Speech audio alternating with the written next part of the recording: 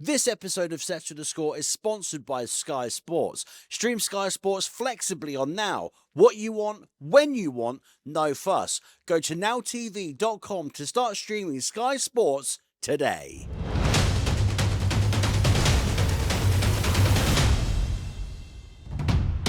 Hello and welcome to Set to the Score. My name is Harry Durham. It was another huge Premier League weekend as Manchester City beat Manchester United 3-0 at the Etihad. Because it was derby weekend, I'm here up in Manchester and I'm pleased to say that joining me on the show is Amos Murphy from the City Ramble and Keane Franny from the Talking Devils podcast. Right lads, you know the rules. There are absolutely none. If there's something that you don't agree with, feel free to interrupt. I'm just going to kick it off with this little stat that I found this morning. Ruben Amorim has the worst win percentage of any permanent Manchester United manager since the Second World War. And I think if you added all of our ages together, we might not even hit the Second World War. That is how bad that this stat is. Amos, break it down for me. I want to hear the City fan view. Obviously, we'll get to Keane in just a second. From what you see of Ruben Amorim, is he completely out of his depth at Manchester United? Just a bad team, like a really bad team. I'm sorry. I've seen some really poor Man United teams visit the Etihad Stadium, but I think that was up there. Just hopeless from the first whistle. I was going to say I was going to give him praise, but I think Bruno Fernandes is the only player there that you'd go is of genuine quality. And I don't know if you can say that's Amorim's fault. I'd like at this point I don't know what the issue is, because United have had managers come in. You go, Mourinho, Van Gaal, typically decent managers. They've gone on to do success, beforehand and elsewhere. But yeah, just Man United are bad, and it's not sort of reinventing the wheel. It's just stating facts. Keane, what's your response to Amos there? Look, I think at the end of the day, when you're the worst manager since the Second World War, I don't think there's much to come back on that. I think Ruben Amorim's inability to change is killing his chances of being any bit successful at Man United. I think the way you look at it, you're sticking with three at the back every week when it's not working. You're both English. Kobbie Mainoo not being able to get a game in Manchester United's team at the moment, I think is really, really bad.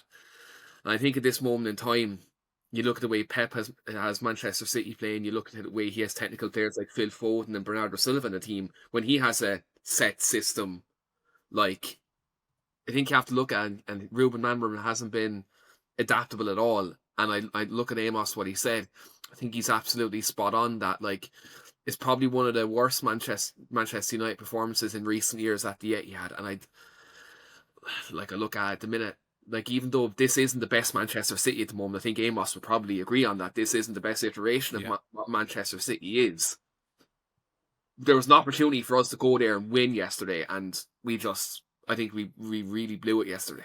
We really, really did. Keane, is there anything that's winding you up about Manchester City or Manchester City fans off the back of the 3-0 win? I know I'm probably clutching at straws at the moment because, I'm trying to force debate here right now off the back of an absolute slapping at the Etihad. I think they're saying the fact we're going to go 30 years without a title, like the way Liverpool did. I don't think it's going to be that bad. I don't think we're going to get there yet. I think eventually football comes in cycles and we will win. But the fact we're getting absolutely roasted about this and saying this is the worst Man United has been, we've been relegated. So I don't think we're that bad. That hasn't happened yet. Didn't spend 300 million that season though. I think that's the bad part. What is it? 200 odd million on new forwards, and you scored one open play goal this season. That was one of the most shocking things for me. I mean, Benjamin Sesko, waste of space.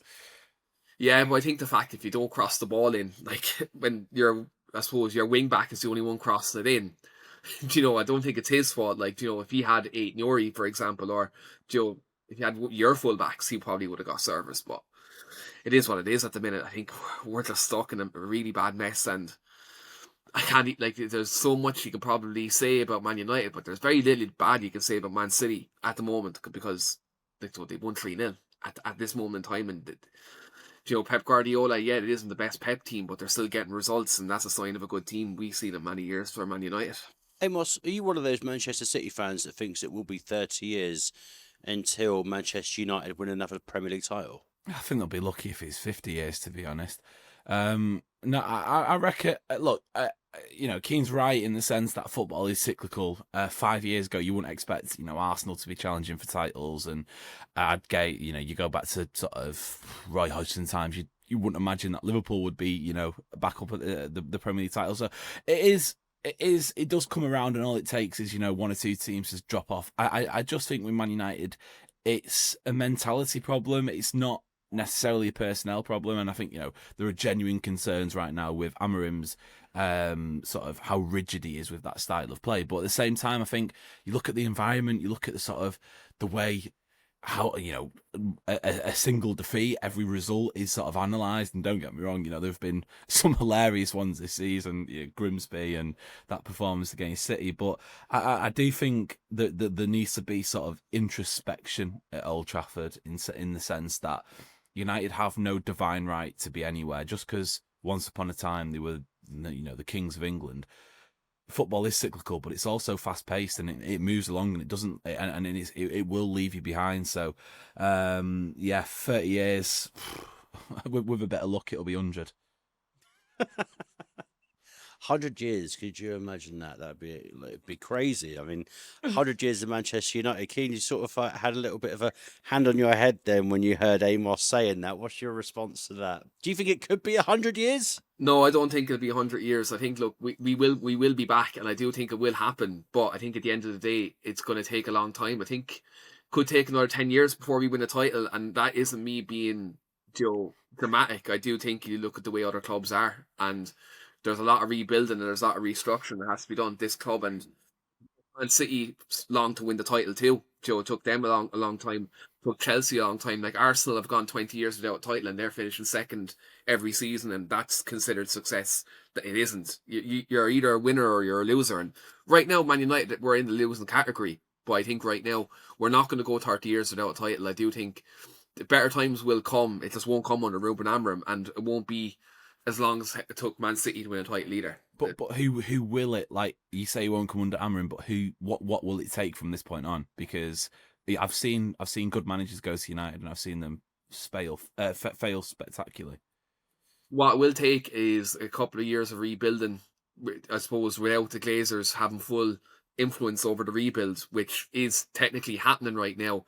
But it's just going to take another 5-6 years before I think we're genuine title contenders, because there's a lot of there's 20 years of failure there at the moment that Fergie covered up for.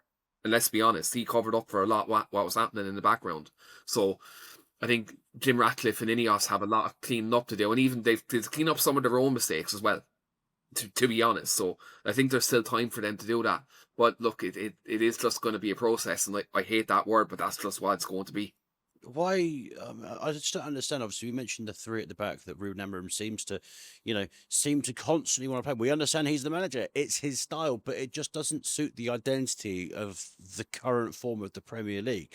You look at Antonio Conte's Chelsea when he'd go for 5 at the back, but he had absolute machines throughout that team that could work. You had N'Golo Kante in the middle. You had a recognisable midfield, and it was structured. Still, at the same time, Ruben Amorim, it might work out in the future, and he proves us all wrong that playing his system actually works. And I saw another good tweet off the back of last night, and it was something along the lines of, in this system, if you're going to play Patrick Dorgu where he is, you're pretty much relying on him to be Ryan Giggs. And the opportunities that he had yesterday as well, it doesn't work. And the amount of money that's been spent on paper, this team should work. You play with that high line yesterday ahead of the third goal, I should say, sorry. Harry Maguire is trying to chase down Erling Haaland. It's like a garbage van trying to chase a Lamborghini. It's just never going to work. And I felt like, Harry Maguire was sort of, put into a corner. Obviously, in that situation, Harry Maguire is never, ever, ever going to be able to work in a high line in a situation like that. And you break the offside trap in your own half. I mean, Keane, it's just like I really do feel like Ruben Amorim is running out of options, but at the same time, you can't keep chopping and changing managers, can you? It's a double edged sword, really. No, I think Ruben Amorim's time is done at Man United. I really do. I do think his inability to change his in-game management, I think, is very poor. Like, he does this the whole time where he subs on centre backs in games, but doesn't sub on an extra midfielder or an extra attacker. It's strange. I think three at the back can work in the Premier League. Like, Oliver Glasner is doing it very well at Crystal Palace. You know what I mean? At times, Fulham go to a three at the back and it works. I think Ruben Amorim, his iteration of three at the back and the way he wants to do it doesn't work in the Premier League. And I think at this moment in time, his inability to change for a back four, like Pep done it yesterday. Sometimes he had three midfield, sometimes he went to a 4-3-2. Sometimes it was 4-2-2 at times in the way they pressed and the way they set up. So I think the way Ruben's inability to change and his inability to recognise, top players like Kobbie Mainoo and Joshua Zirkzee, who are technically gifted players who would suit this system more. His inability to, let's say, play players like that who suit this system, it's to his own detriment. And I think you look at managers like Pep, you look at managers like Arne Slot, you look at managers like Enzo Maresca. These managers can make minute tactical tweaks where they're three at the back, they're let's say four at the back. They can blend their systems, whereas Ruben Amorim can't. He's very rigid. It reminds me actually a lot of Louis van Gaal's football in the early days when it was just possession and nothing else, and that's the way it's kind of working out at United at the moment. What's going to be the outcome next week then? Chelsea coming to Old Trafford. I mean, pressure's on, really. Do you actually really think that start of next week we could see Ruben Amorim out of the door? Because Chelsea are still an unpredictable team at the same time. Can they afford to sack him? Like, genuine question, have they got the money to sack him? The payout's going to be crazy. If we lose, and I said this before, if we lose this game and Garnacho scores, I think there's absolutely no way back because he exiled him from the team. If that happens, if that specific scenario happens, he's gone. I do think Chelsea can be got at, but if Ruben Amorim doesn't change, there's no point. I think he has to go. It's simple as that, really, for me. Amos, are you in agreement with that? Look, I think at this point it's become clear Amorim at United is not going to be a success. But like I asked the question before, genuinely, do they have the money to sack him off? Because it's been less than 12 months, and the reported figures for Erik ten Hag's layoff were astronomical, and he was there a couple of years. I don't know. I just think I think United are in a real mess. Not like it's sort of reinventing the wheel with that take, but I just think might beat Chelsea, but what is it after that? It could be another defeat in a game that you're not expecting United to lose, and then it flips again. For City, though, I'd say a step in the right direction. They've got the start of a big week. It was United. It's Napoli on Thursday. Then it's Arsenal away.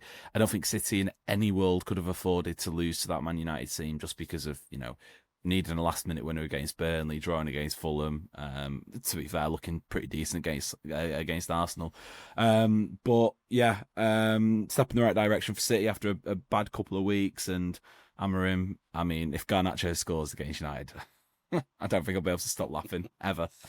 I feel a bit bad this morning because obviously I wanted to dissect Manchester City more because I actually thought it was a great performance. Phil Foden scoring his first Premier League goal since January. Erling Haaland also scoring 2 as well. He looked back to his clinical best. But of course, it's all about Manchester United and Ruben Amorim. Quick fire question to the both of you. We'll get a little Manchester City in there. Amos, start with you. Will you be in a title race this season? Yes or no? Yes. Caveat at the moment, I don't think City will win it, but I think they'll be up there. Keane, will Manchester City be challenging for the title? Yeah, absolutely. I think they've a lot of good forwards. I think they've the manager, they've the pedigree, and Arsenal won't win anything. So it's literally between Man City and Liverpool. I think they're the two giants really there, to be honest. Amos Murphy, Keane Franny, thank you so much for your time on this Monday morning. All the best. Some people will speak to each other later on in the season. I can't wait to see what state both of you are in once that time comes. Hey, listen, everyone else might lose and Manchester United might be top of the table and pigs might fly. Thanks, gents.